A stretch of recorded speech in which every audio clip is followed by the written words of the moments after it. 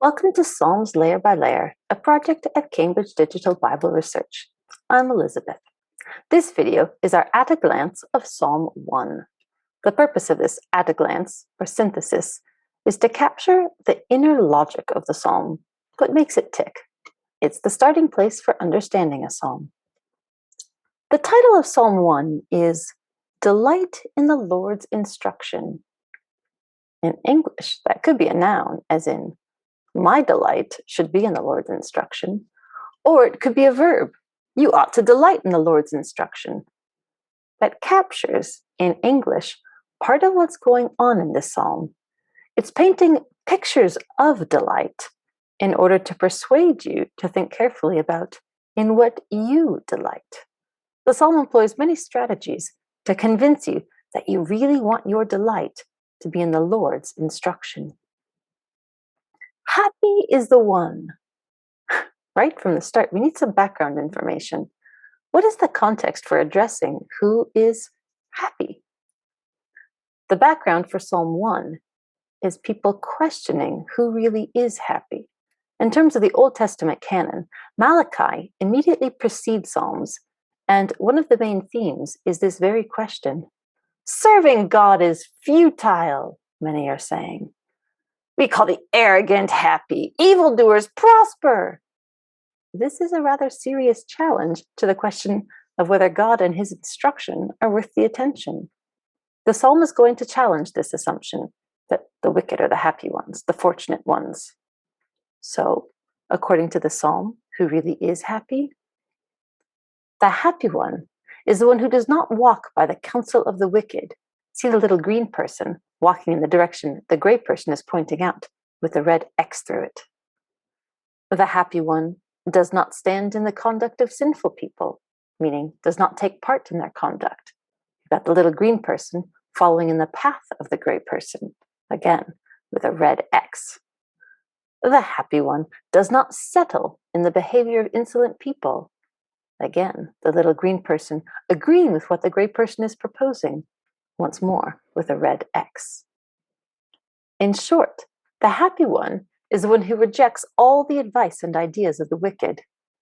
And what is so important about rejecting the advice or guidance of the wicked? First, note that the verse has three actions: walk, stand, settle. Those actions paint a picture of a journey. Let's see why. There's a metaphor in this verse, which is that character development is a journey. The idea is that, just as a journey's destination is determined by the original guidance or directions, so too people's character development is determined by the guidance they follow. The journey suggested for the wicked ended up with insolent people, with the idea of looking down on or despising others. Following the guidance of the wicked ends up being someone who despises his neighbor. That rings a bell. By contrast to following the guidance of the wicked, this happy person chooses different guidance. His delight is in the instruction of the Lord. He even rehearses it day and night. That's devotion for you. But this isn't devotion with no context. This devotion, in terms of rehearsing or meditating on the Lord's instruction, or law, or Torah, daily, is specifically associated with Israel's leaders, Joshua and the kings foretold in Deuteronomy.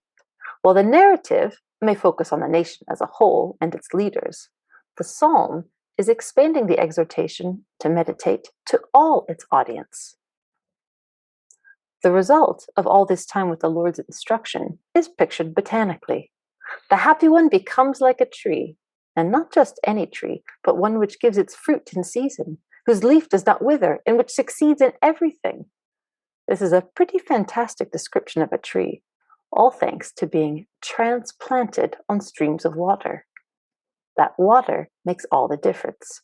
Just as the wicked guidance made all the difference in the journey of character development, so here, the water makes all the difference in the life of the tree. Continual water leads to the tree's success.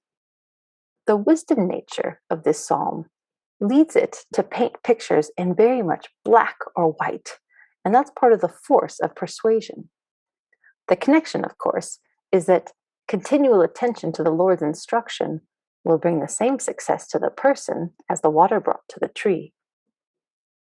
Trees in the Old Testament, when referring to a person, tend to be symbolic of kings. This is poetry at work, both hinting at an individual, a king, that this happy person refers to, as well as inviting all of the audience to devote themselves to the Lord's instruction and experience the same success.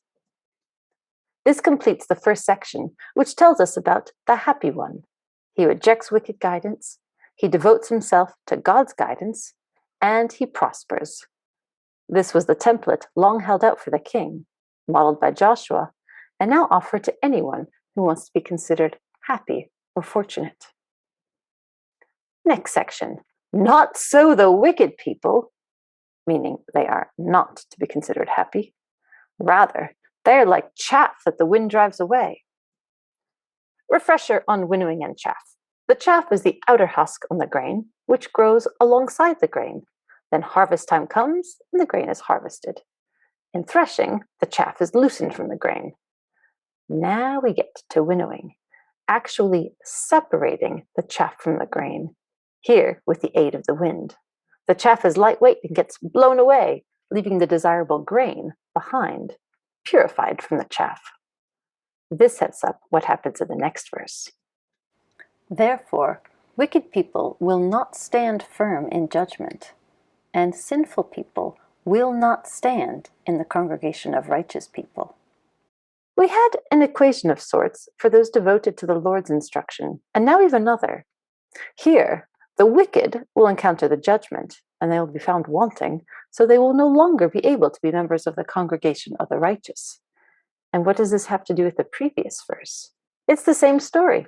Just as the grain and chaff grew alongside each other until the day when they were separated, so too the righteous and the wicked grow alongside each other until the day when they are separated.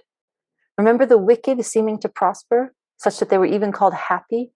This is the story to explain that they do prosper for a while alongside the righteous, just like the chaff prospers alongside the grain. But there's a limit to their prospering, because judgment will come, and the wicked will not stand firm. They will not be acquitted.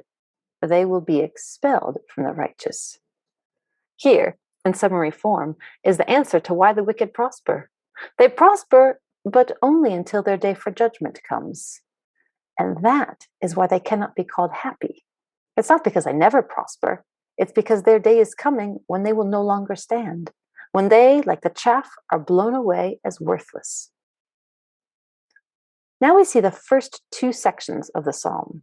Verses 1 to 3 address the happy one, which depends on being devoted to the Lord's instruction. Verses 4 to 5 address the unhappy one, who ends in being accounted worthless and driven away. Verse 6 closes out the psalm. For the Lord cares for the way of righteous people, and the way of wicked people will come to an end. The Lord is looking out for his own, ensuring that they come to their prosperity. He doesn't take such an active interest in the wicked. They come to an end of their own doing in this psalm. To put it visually, we had our two equations, the one who devoted himself to the Lord's instruction and found prosperity, and the one who rejected the Lord's instruction and was expelled from the people. What's the engine driving this? It's the Lord. He's the authority ensuring that this is the way the world works. This begins to answer the problem we addressed in the very beginning. The wicked seem to flourish, and people even call them happy. But what people see is not the full story. The full story is that the Lord is at work, and he's the one who directs each path to its final destination. Given that the Lord is watching over the righteous, even if the wicked seem to flourish, the faithful will call the righteous happy, because it is the righteous whose final destination of prosperity is secure. This gives us the full psalm. First, the psalm declares who is truly happy, those who will find their way to prosperity. Then, the psalm warns against the unhappy, those who will come to an end of their own doing. And crucially, there's the authority who guarantees it. So, who's happy? That is, who is worth admiring?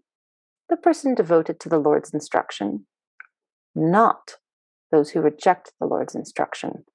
Any hopes of being able to sneak in a little wickedness are blotted out here. And how can we be certain? Remember, wickedness is awfully tempting, and the wicked sure seem to prosper. The Lord himself guarantees it. No arguing with this authority.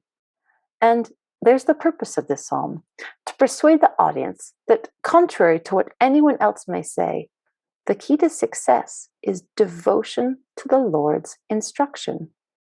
The happy one, the one worth admiring, has hints of a royal figure who devotes himself to the Lord, as did Joshua.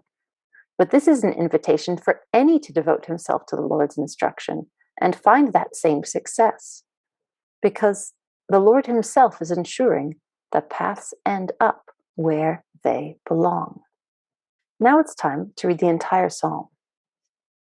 Happy is the one who does not walk by the counsel of wicked people, who does not stand in the conduct of sinful people, and who does not settle in the behavior of insolent people. But his delight is in the instruction of the Lord, and he rehearses his instruction day and night. He will become like a tree transplanted on streams of water, which gives its fruit in season, whose leaf does not wither, and which succeeds in all that it does. Not so the wicked people. Rather, they are like chaff that the wind drives away. Therefore, wicked people will not stand firm in judgment, and sinful people will not stand in the congregation of righteous people. For the Lord cares for the way of righteous people, and the way of wicked people will come to an end. In short, what's the secret to success? Who should be declared happy? Those devoted to the Lord's instruction, and not those who reject it. Because the Lord himself stands behind it, directing each path to its destination. This completes the Psalm at a glance for Psalm 1. Visit our website for more information or to contact us. Thank you for watching.